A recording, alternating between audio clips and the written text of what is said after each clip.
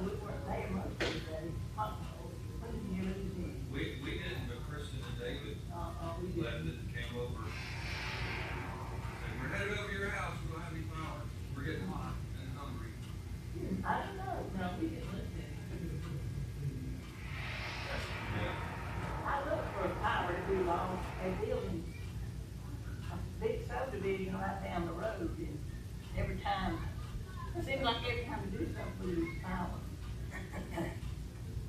Well, mine was going, and then it means they got to go and set all the clock.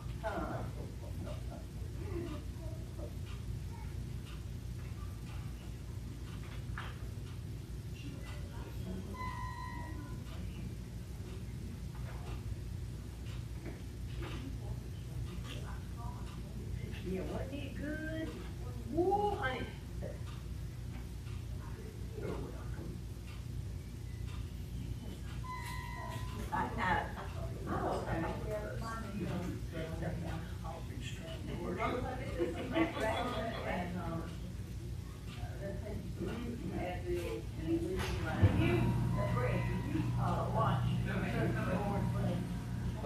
Like, It comes on 7:30.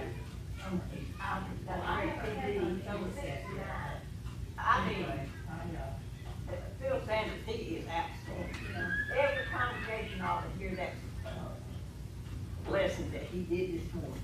I'll try to look it up on, we don't get any of the normal channels anymore, we don't pay for anything, so. Oh, okay. We have our, all the Roku TV, and all we watch is the free stuff, so I'm watching Alfred Hitchcock presents from 1959.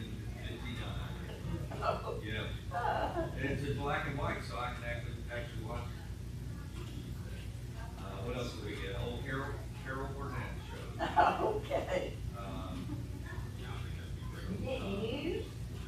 We get it delayed, Channel 2 is delayed, so. There's a tornado. It be hit for you. Yeah, we'll find out. Yeah, it's really.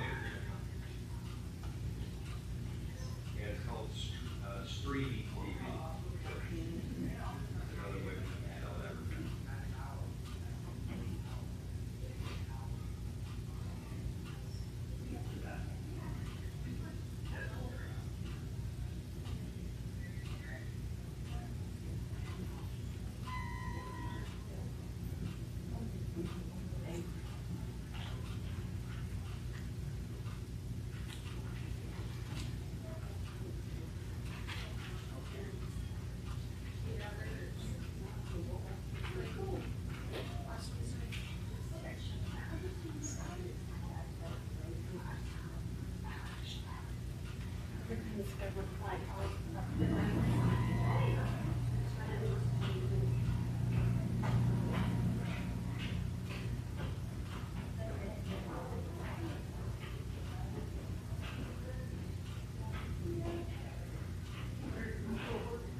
Oh, yeah.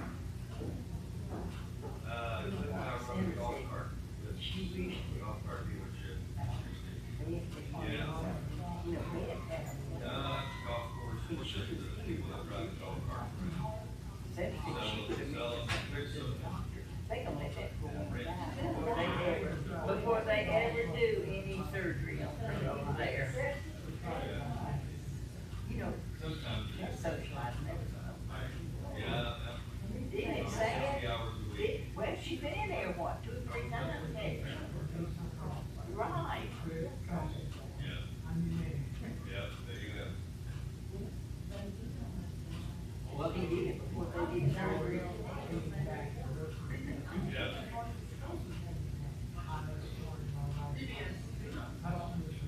Just the other day, I remember A long time ago. This probably, this may be before y'all. Yeah, he was really serious. If I can keep throwing stuff out, which seemed to be my task all week.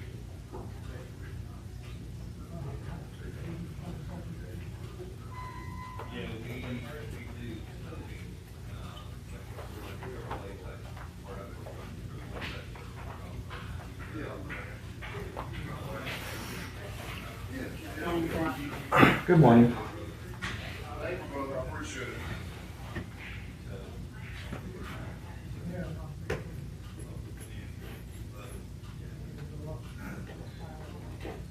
I guess that door was open whenever they took down all the decorations and no one No saw one it. noticed that the stars were on it Yeah.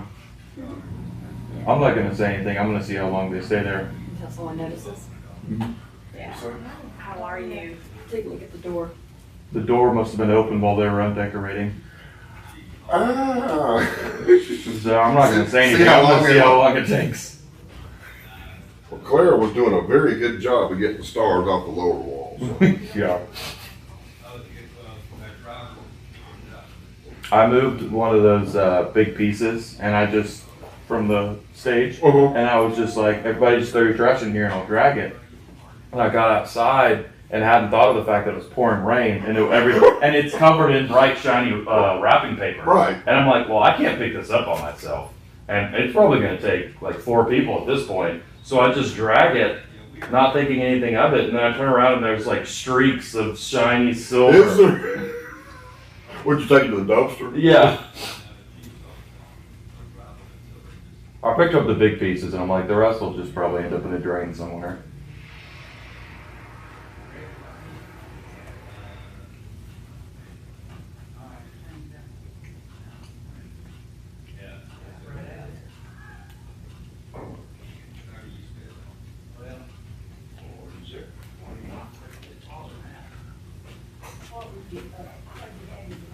Big class. That's right. Where's everybody at? Did y'all have some thunder and lightning and snow this morning? Woo. I don't know. Well, I normally sleep harder when it's A storming. little after 6, I thought, what was that noise?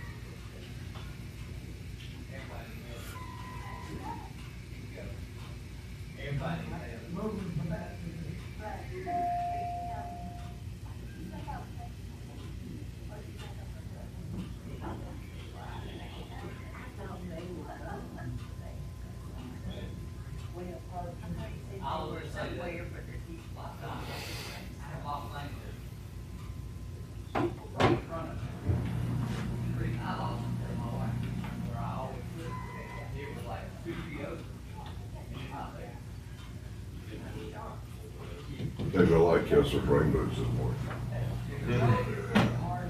They love some rainbows, man.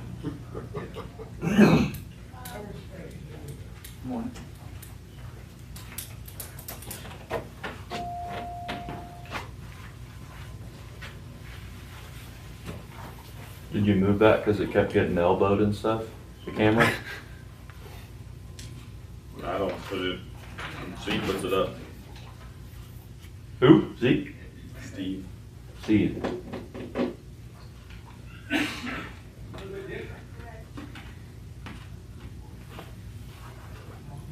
I could get irritated if every week I just like turned it and faced it towards the wall.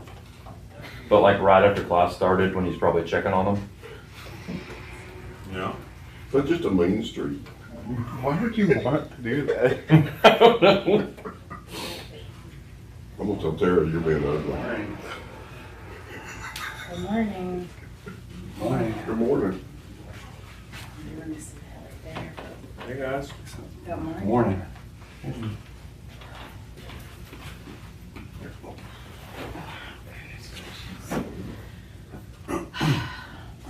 One of those mornings.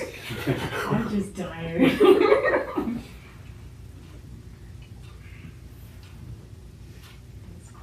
Where's everybody at? I don't know. I feel like when it rains, a lot of people don't come. I don't know.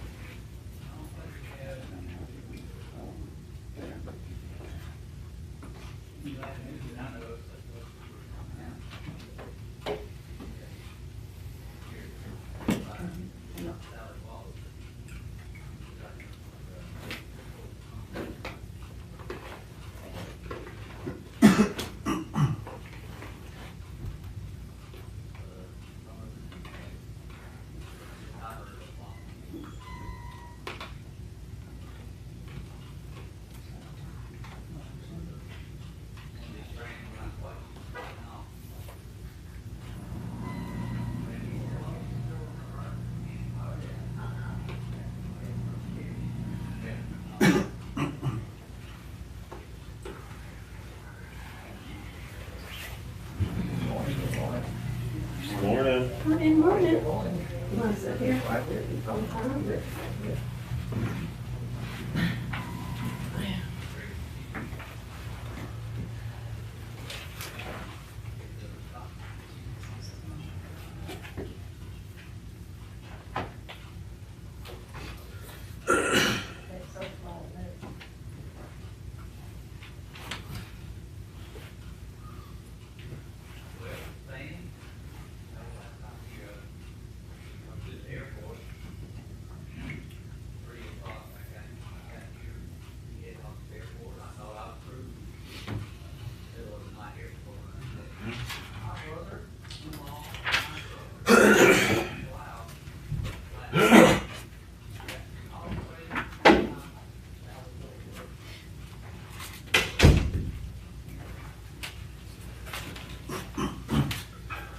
All right, good to see everyone this morning. We're in lesson 7. Babel and Babel is the title of the chapter. We'll be in Genesis 10 and 11, obviously talking about what we learned from the Tower of Babel. And we're going through this book. So if you're new to the class, first time in this class, this is our book. This is somewhat of our textual study this quarter. We're going through the book of Genesis, just not verse by verse. But we've pretty much, gone chapter to chapter, starting in chapter 1, gone all the way through Genesis 1, 2, 3, 4, Cain and Abel. We looked at each chapter. We're about halfway through the quarter, and once we get further into the book of Genesis, we'll have bigger sections of text. For example, what I mean by that is in chapter 8,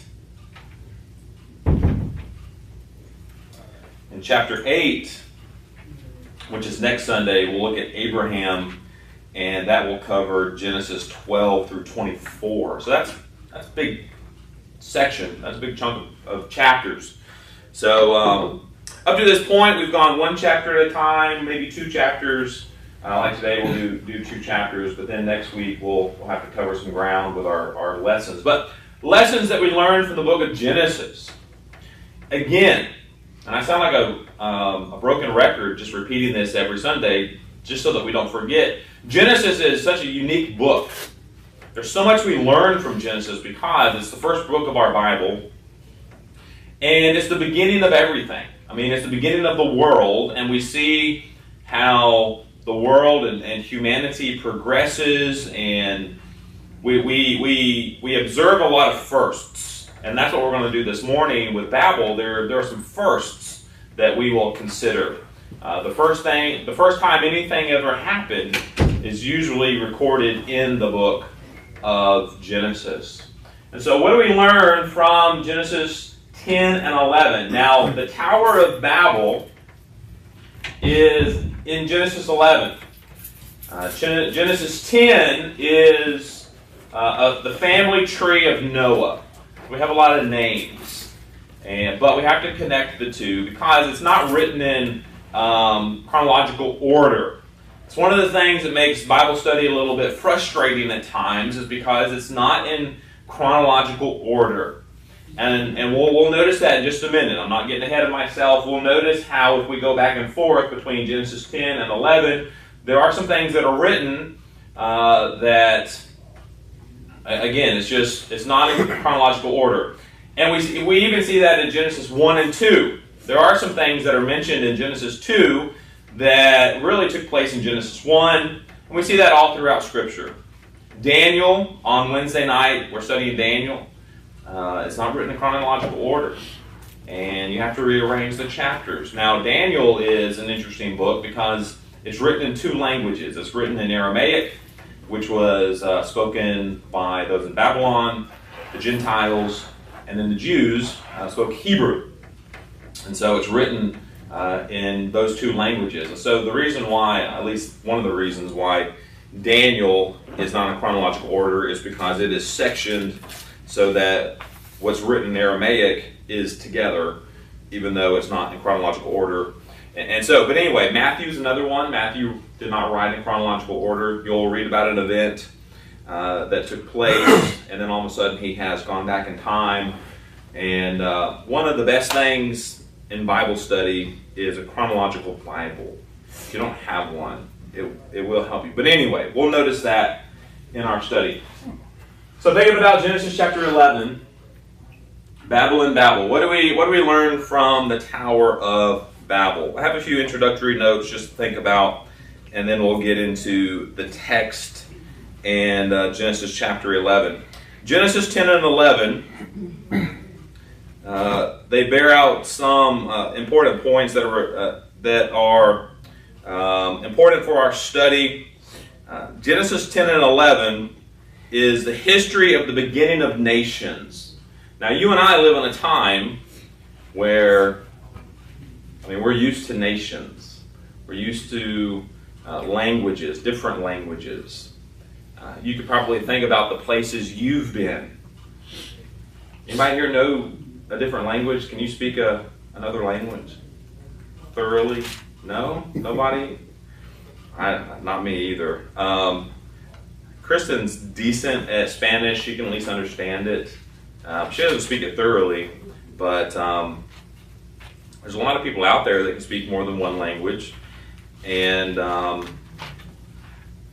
maybe you've been to a country. I've been to a lot of Spanish-speaking countries. Been to Mexico on mission trips, been to Panama on mission trips, Costa Rica. The language barrier that is there. That's the difficult. A lot of times they speak English. It's very, sometimes it's very broken up. They can only speak so much English, but oftentimes they know enough that they can understand the English. I just don't know the Spanish. But anyway, you have that language barrier, right? And so we're used to that kind of world. It's all around us. But imagine living in a time when that wasn't the case. So imagine living in a time in history when everyone spoke the same language. And I have to stop here because I'm getting a little bit ahead of myself. But Genesis 10 and 11 is the history of the beginning of nations before they were scattered. Genesis 10 is often referred to as the Table of Nations. I don't know if you've ever heard that, but it is often referred to as the Table of Nations because, again, it's the beginning of all of the different nations that will come about. It tells us what happened to Noah's sons after the flood. So if we were to go to Genesis 10, it will tell you about Noah and his sons Shem, Ham, and Japheth, and the children that they had after the flood. Now the flood we studied way back in Genesis chapter 6. So Genesis 10 is just now telling us about the sons of Noah.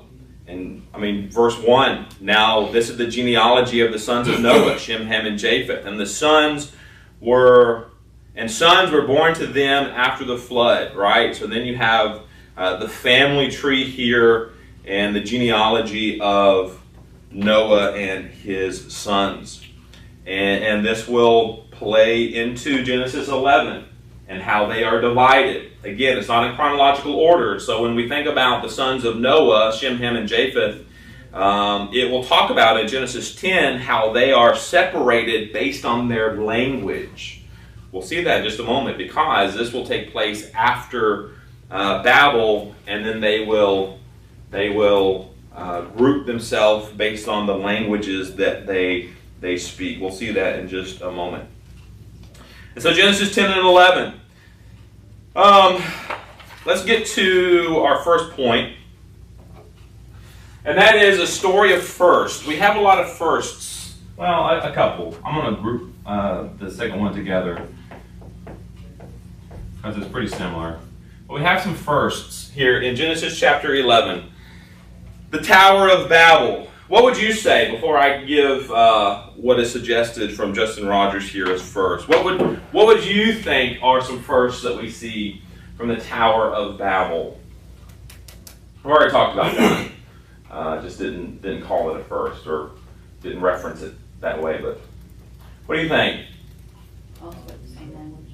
Yeah, language. All spoke the same language. So, our first point as we think about first, the Tower of Babel was the first time and the only time that human language was mixed up or confused. So before the Tower of Babel, everyone spoke the same language. So here's where I would like to go to the text, and I'm going to read some verses, and notice the use of the word language. Notice how it talks about them being grouped together based on language. And so we're talking about post-Babel, Tower of Babel.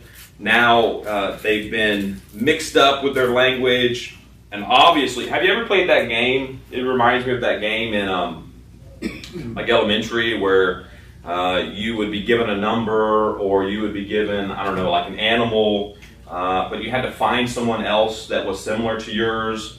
I might be forgetting some of the rules, but like you'd basically have to give someone like a dog, a cat, a horse, and all at the same time. You would have to try to find who else is a horse, but you're doing it all at once, and whoever can group together first wins. I don't know, it's kind of a stupid sounding game, right? But I remember playing it. But anyway, it's like you have to find others that are the same as you, group together, and whoever does it first wins, right? That's what I think about here, because God mixes up the language, but then they have to, whoever spoke the same language, they then separate themselves together. So let's notice that in the text. So let's first read Genesis 11, 1 through 9, and then we're going to go to Genesis 10. So Genesis 11, 1 through 9. Now the whole earth had one language and one speech. And it came to pass, as they journeyed from the east, that they found a plain in the land of Shinar, and they dwelt there. Then they said to one another, "Come, let us make bricks, and make them thoroughly." They had brick and stone, and they had asphalt and mortar. And they said, "Come, let us build ourselves a city, and a tower, whose top is in the heavens.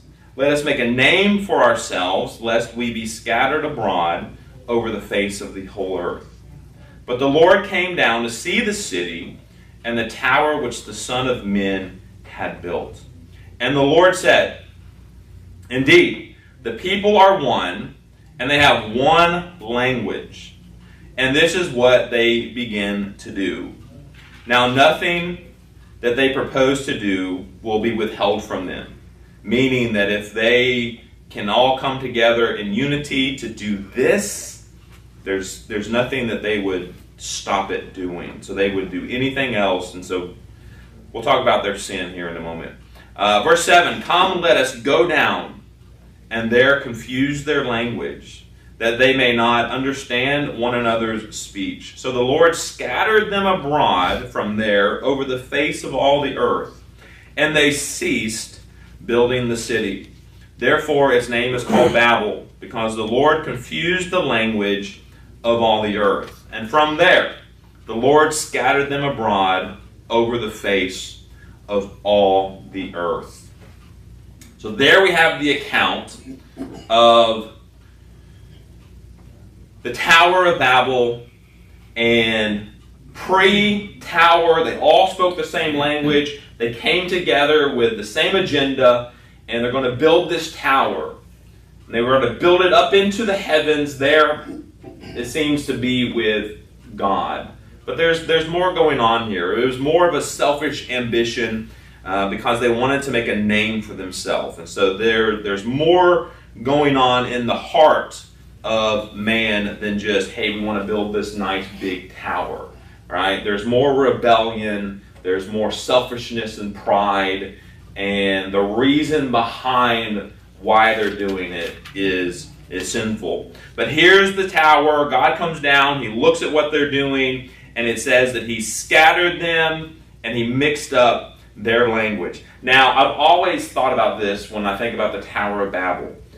If you're one of the ones that now speaks a different language, could you imagine like one day speaking a language and the next day just your whole language is different for the first time ever.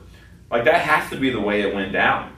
Everyone spoke the same language, and then all of a sudden, now they're speaking different languages. So, I mean, it's obviously a miracle that they have forgotten the previous language that they spoke, and now they speak a new language as God mixes their languages. All right, now we're going to Genesis 10. Let's look at verse 5. And again, we're noticing the use of the word language, because you have to read Genesis 11 and the accounts there to notice the significance of the use of the word language in Genesis 10. Verse 5, from these the coastland peoples of the Gentiles were separated into their lands, everyone according to his language, according to their families, into their nations. Again, so this is not in chronological order, but Genesis 10 is telling us now that people have to separate themselves and gather together according to people that speak their same language, according to their families, and it is going to now be a new nation. Now, jump to verse 20. So these would be the sons of Japheth.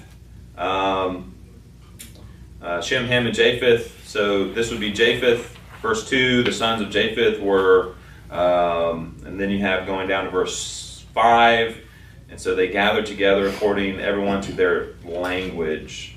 Verse 20 would be, let's see, who is this? This is the sons of Ham.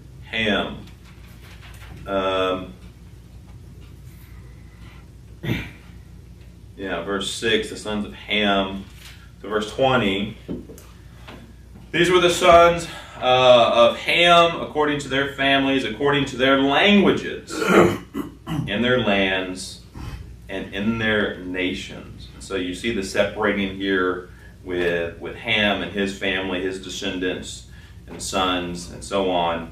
But they have to, again, according to languages. But then you have verse 31, you have Shem. These were the sons of Shem according to their families, according to their languages, and their lands, according to their nations. You ever seen a breakdown of it? Have you ever seen a breakdown of it? Of the three Mm-mm. sons. So Shem is associated with the Semitic people, including the Israelites and the Arabs. Ham is linked to the nations in Africa and parts of the Middle East. And Japheth is connected to the people of Europe and parts of Asia. Okay. Wow, no, I haven't seen that. No. Genealogy stuff. Oh, that's true. Yeah. Wow. I forgot. Yeah. If y'all don't know, Charles is he's big into what do you call it? Like Genealogist. genealogist. You just like the family tree, and he's really good at that. And I knew a lady in Paris who would go to the library. I guess there was a special room in the library that had, I don't know, books or something where she would research. Do you do that? Mm-hmm. Research family trees and something like that. So I should have had you teach this. All right, so you have the beginning of nations here as they are scattered, now speaking different languages, and this will become the norm, right? I mean, as we go throughout history, the Old Testament and the New Testament, and we'll start to see different languages. You'll see Aramaic, you'll see Hebrew, and then you get to the New Testament, primarily Greek. In fact, one of the things that you'll hear when you study Galatians 4 and verse 4, I believe. I think that says when the time was right, or according Jesus came when the time was right. Is that? Let's see.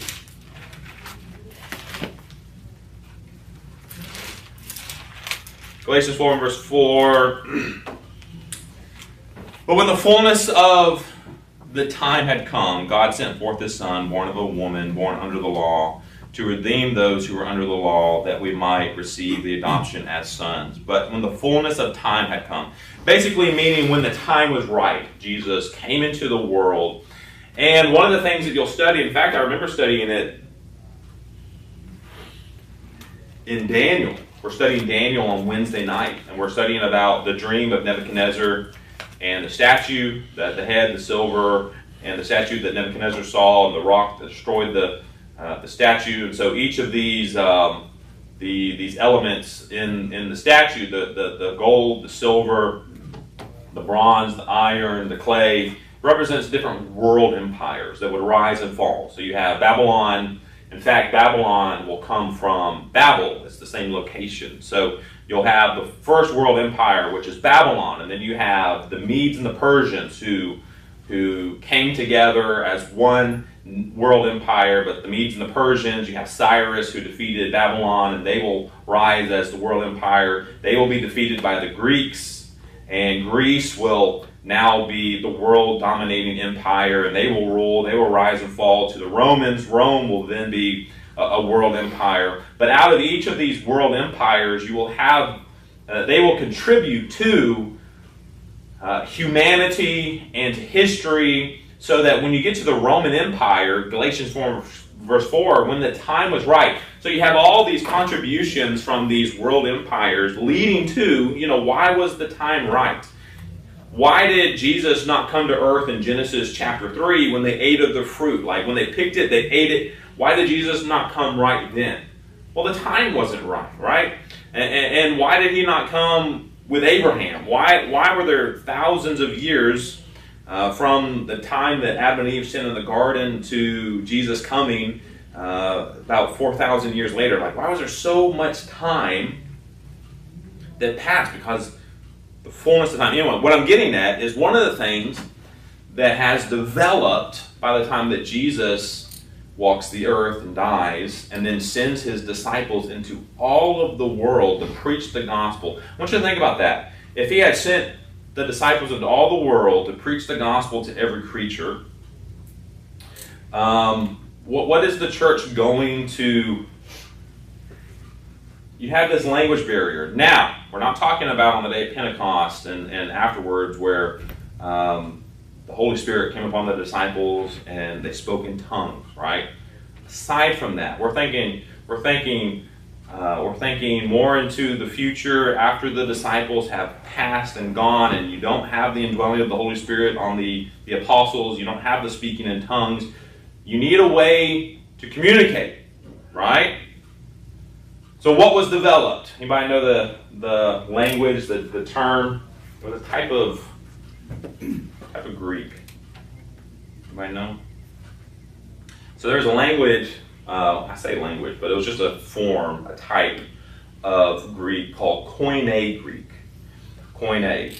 And it was basically a very simplified, universal form of the Greek language, where most people, if they didn't speak it, they could understand it.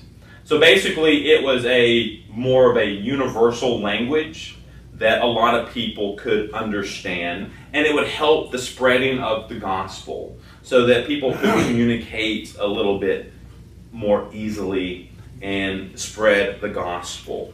And so anyway, just thinking about that, a language barrier here in Genesis chapter 11, how it was mixed up. But then when we get to Jesus, when he came, there was a form of Greek that helped the spreading of the gospel. But anyway, so one of the first that we have is the mixing up of languages and the confusion of the people. The second, for time's sake, it's already almost 9:25. Second, so let's just do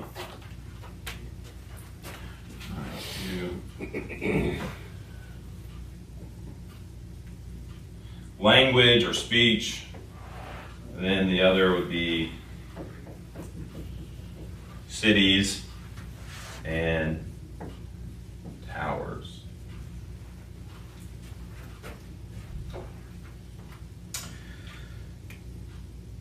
Genesis 11 with the Tower of Babel is the first time that we read about, at least, humanity trying to build large cities and large towers. You don't read about it until Genesis chapter 11. And so you see the progress of humanity from creation. You have hundreds of years that have passed and all speaking one language. And now they're coming together as a people, and they will start building large cities, infrastructure, towers.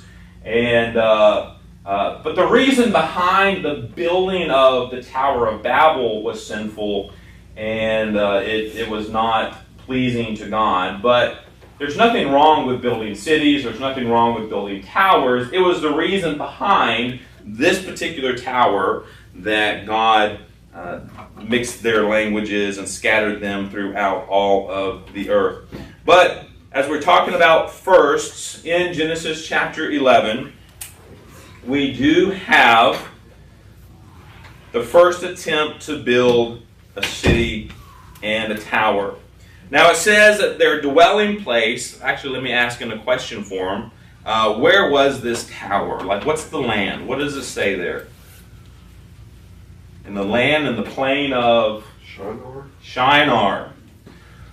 I don't know where that is. I don't know if we know. I haven't looked into that. I don't know if we know exactly. I think we probably would guess it's the same region of the world empire, Babylon. I don't know. Could the tower have looked like a pyramid? Could it look like a pyramid? I mean, it's the most simple way to build something tall. So, Yeah, but would that? I've never heard of that. I've never heard of it or seen it described as a I'm just pyramid. curious. No, yeah, I mean, I think that's a great question. I think it's obvious that pyramids are. I mean, they've lasted thousands of years. I mean, I think it's a great infrastructure. There's, yeah, like Cliff said. How'd you say it? it's the simplest way to build something tall. Yeah, something. I mean, it is tall. Yeah. I just don't know if it would be reaching into the heavens type of tall. Right. Well, But in that particular Yeah, time, though, without engineering. could that have been the tallest structure known to mankind? Move rock, make big pile. I have no idea. I don't know if we know. We won't. Yeah, I don't know if we know. I mean, a good thought, but I don't know if we know. I mean, what if all these many years later, like that's the Tower of Babel, they were building the pyramids, and we just didn't know? The smaller ones were just for practice. Because there's pyramids all over the southern hemisphere. Yeah. Yeah.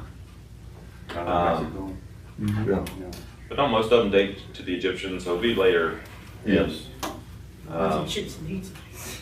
Hmm? Yeah, I've been to the ones in Chichen Itza. Yeah. Those were built after Egypt, yeah. Yeah. I've been to some pyramids in Mexico. The Aztecs, they had pyramids. Been to one of their cities. That was crazy. Oh, I forget where we were in Mexico. Was it with Fayetteville? No? Anyway, we went to a really old Aztec city. Were they the ones that ripped your heart out? Ate it? I don't know. Anyway. All right, let's talk a little bit more about the building of this Tower of Babel. So, it's in the land of Shinar. The text tells us that they came, they journeyed east. From the east, they found a plain in the land of Shinar, and they dwelt there. And so,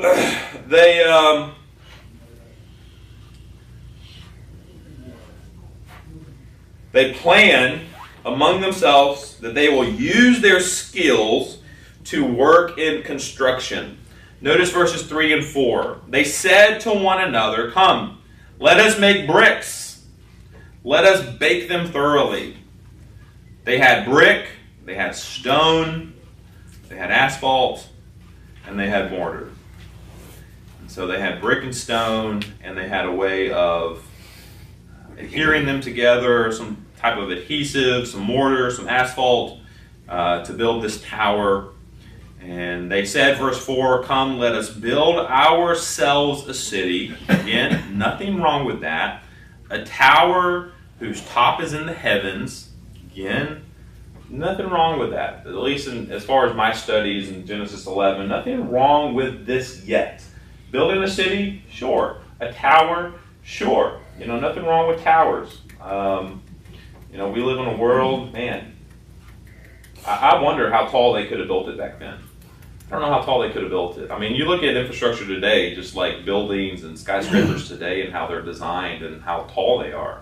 But there's so much engineering that goes into that, just how they are built to, I mean, the wind even, just like how they are built to move without tumbling over and breaking, like way back in Genesis 11, how tall really could they have made it before it would have collapsed on its own without God doing anything to them? Like, how tall could they really make this with brick and stone? I don't know. Maybe they seemed to be pretty smart back then in building. Maybe they could have built it taller than I'm thinking, but we look at skyscrapers today and just what man can do, but there's a limit. There's a limit. I mean, even the tallest skyscraper in the world, like, can they go even taller than that? I don't know. But nothing wrong with building these cities, these towers. Now, the next phrase in verse 4 is the sin, the beginning of the sin, the heart behind building this city. Let us make a name for ourselves. Let us make a name for ourselves. So it seemed, well, let me finish verse 4. Lest we be scattered abroad over the face of the whole earth. So let me say a couple of things here as we're thinking. Let me monitor my time. So the motivation behind the Tower of Babel, they wanted to build it tall into the heavens, but they wanted to make a name for themselves. What seems to be the problem there? Hubris. All right, I heard a couple of things. Pride. Hubris. Hubris. Yeah. What else? Yeah. How else would you say it? That's exactly the answer, but pride, selfishness. It was about them. They were doing it to make themselves great. What were we talking about? Was it last week or week before? With Adam's sons? About having the right sacrifice and the right feeling towards. Oh yeah, Cain and Abel, Cain and Genesis Abel. 4. I'm thinking about that as you're just. Yeah, it could have been a hard issue. I do think the more I study Cain and Abel, that there's more than Cain and Abel, that Cain's sacrifice just wasn't blood. I'm convinced that there was more wickedness in the heart of Cain that then led to his downfall after everything played out. And so, but we see that in Cain in Genesis 4. You see the heart. You see that in Genesis 6 when we talked about Noah and God looked at humanity as a whole and how every thought of humanity was just evil continually, except for Noah, who found grace in the eyes of the Lord. And so you do see these examples throughout Genesis 4, Genesis 6 of wickedness and evil, rebellion, pride, selfishness in man's heart. That seems to be what is motivating this tower. Now, I don't even know, just as I'm thinking, I have another comment here, but as I'm thinking about this tower, it doesn't even say that they did it to the heavens to be with Jehovah God. I mean, perhaps are they building this to false gods? I don't know. Just thinking out loud as I'm thinking through this text here. But they wanted to make a name for themselves. And so I believe that there is pride and rebellion from Jehovah God that is taking place here. But there's something else here that's interesting. But if they were all built, like if everyone was building it, who are they showing off to? Just to themselves? Yeah, I think that they... just to prove that they can? I don't know if they're doing that. I think that they are elevating themselves as humanity, elevating themselves to maybe a godlike position. I see a parallel between this and, when the Titanic was built, because it was built as like this unsinkable ship that we finally conquered nature. God himself could not sink this ship. And yeah, isn't that one of the things they used to say, that God couldn't even sink the Titanic? Yeah, and then it sinks. Like, on hey, its look what we can do. Like, we're so great and awesome. Yeah, like, look, we finally have conquered nature. We've conquered God. Interesting. he's not even as good as us now. Yeah. Good point. And I think that's one of the issues that you have with pride is it's man positioning himself where God is. Like, I am God. And that's often like you would see that with like emperors or like pharaohs. Pharaohs were considered a god. So really, I think one of the reasons why God hates pride is it is man putting themselves in God's position. And man is now God. And so it could be, that's a pretty interesting parallel that they are building something perhaps to put themselves in position that they are the greatest, they are godlike. But anyway, their sinful purposes behind, motivations behind the building of this tower. Now here's something else that I think plays into it, because what is one of the commands that God gave Adam and Eve and humanity way back when? What's one of the commands? In fact, where's the command? I know the command, but where's the verse reference? Because here's what it says. He says, let us make a name for ourselves, lest we be scattered abroad over the face of the whole earth.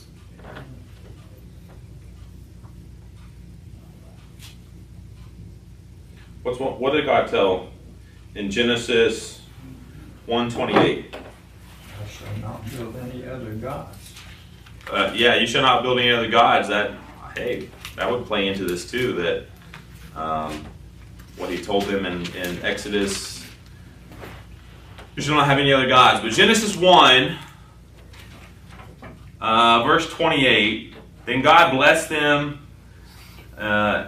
Let's see, verse 26. God, let us make man in our image, according to our likeness. Let them have dominion over the fish of the sea, over the birds of the air, and over the cattle, over all the earth, and over every creeping thing that creeps on earth. So God created man in his image. In his image he created him. Male and female he created them. Then God said, and God blessed them, and God said, be fruitful and multiply, fill the earth and subdue it. Have dominion over the fish of the sea, over the birds of the air, and over every living thing that moves on the earth. I don't know how much more to go into this, but I think that this is this is worth noting. That God initially told Adam and Eve to be fruitful, to multiply, to fill the earth, to multiply. And then in Genesis 11, it literally says, let us make a name for ourselves, lest we be scattered abroad over the face of the earth. So it seems like humanity in the building of the Tower of Babel was not multiplying, scattering over the face of the earth. I mean, it literally says, lest they stay in the same region. Lest we be scattered. Yeah. And God says, that's not what I told you to do. I told you to multiply, and to scatter over all the face of the earth, to fill the earth and have dominion over it. And perhaps that's why God scattered them and mixed up their language to force them then to inherit the earth and not to be isolated into that region. All right, we have 5 minutes. Couple more things before I leave this text. All right. Cities and languages, the motivation behind it, their plan was to put their skills together for construction. They had bricks, mortar, asphalt. Their purpose, let's make a name for ourselves, suggests pride and reputation. They wanted to be great. And then God's reaction to their plan. Notice verse 5, but the Lord came down to see the city,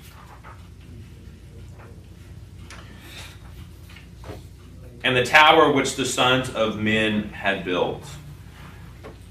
And the Lord said, indeed the people are one, and they have one language, and this is what they begin to do. Now nothing that they purpose to do will be withheld from them. I think God sees the potential that if they're able to do this in unison with one language, and this is what they're doing, the motivation behind it, then he realizes that they could go and do anything else. I mean, they could potentially go as far as they want to, and to prevent that, come let us go down, and there confuse their language, that they may not understand one another's speech. And so you go to bed and you wake up the next day and nobody's speaking the same language, and here's this partially built tower that they have to abandon because nobody says brick in the same language anymore. Nobody can communicate. Nobody can say, hey, this is what we need to do. You know, I imagine the intense frustration now as nobody can communicate to build this tower. And it's pretty genius if you think about it, right? I mean, that they were communicating to build, and then all of a sudden they cannot communicate, and now they can't do anything because they can't communicate because God has mixed up their language. Come, let us go down and confuse their language, that they may not understand one another's speech. So the Lord scattered them abroad, which is what they prevented or tried to stop themselves from doing. Verse 4, lest they be scattered abroad. So then it says that the Lord scattered them abroad from there over all the face of the earth, and they ceased building the city. Therefore its name is Babel, because there the Lord confused the language of all the earth, and from there the Lord scattered them abroad over all the face of the earth. Just a couple of points here, because I have 3 minutes. I think the application, as we look at Babel, and we've talked about it, pride or selfishness, really the motivation behind the building of this city, this tower, and how much God hates pride, how much we should avoid pride and the temptation of pride and making ourselves greater than we are. Now, we need to understand that the Bible talks about having a good name, that a good name is important. Proverbs 22 and verse 1. That's not what they're doing here. They're making themselves great by making themselves God, and there's problems there. And so the sin of selfishness, the sin of pride, how much God hates pride. Let's talk about pride for about 2 minutes. What happens when someone's lifted up with pride? What do we learn from pride? What does it do to us? You said earlier, it takes God out of the picture. Takes God out of the picture. Good point. Good starting place. What else does pride do? Most of the time, it'll destroy you. It'll destroy you. Yeah, pride goes before a fall. I think we're told, like, as a nation. I think that's true with anything, in a family, in any kind of nation, family, organization. Like, pride is destructive by nature. But what else? I think about what we are told to do as Christians and how pride will prevent that, right? The Bible tells us to serve other people, right? So do you think that you're willing to serve other people if you're lifted up with pride? Because what will pride do in your mind? If you're lifted up with pride... You think other people should be serving you. Yeah, you think other people should be serving you. Or that you're too good to serve other people. And I think that's the point of John 13 when Jesus got down on the floor and washed the disciples' feet. Jesus is saying that although I'm God incarnate, I'm God in the flesh, I'm not too good to wash your feet. Therefore, as followers of me, you're not too good either. So you are to humble yourself, and I will exalt those who humble themselves. And so we obviously see the destructive nature of pride. I think that's what we learned from the Tower of Babel. And I'm going to end there. It's 9:45. Questions, comments, thoughts? Appreciate you being here. I think it's interesting, the study of words. That Yeah. When a baby, we don't know what they're saying. We say a baby is babbling, we don't know what she's saying. Okay. Yeah. Well, the history of words go back to Scripture. Yeah. So the Tower of Babel. That's true. That's true. There's even like isn't there a program nowadays called Babbel where you can learn other languages? Yeah. That's pretty genius marketing. Like, learn another language, call it Babbel. Wish I had to talk about that. What about their looks? What about their looks? You know what I'm talking about. What do you mean? Well, you have Asian, you have. Oh, yeah. So, Okay. Yeah. When did that come in time, or did I that? think that's just over time. Because Yeah. like people in They like got three Africa, regions. develop darker skin because it's more sun. There's more sun there, so they have to have more melatonin, and then different regions require different adjustments in physiology. Yeah.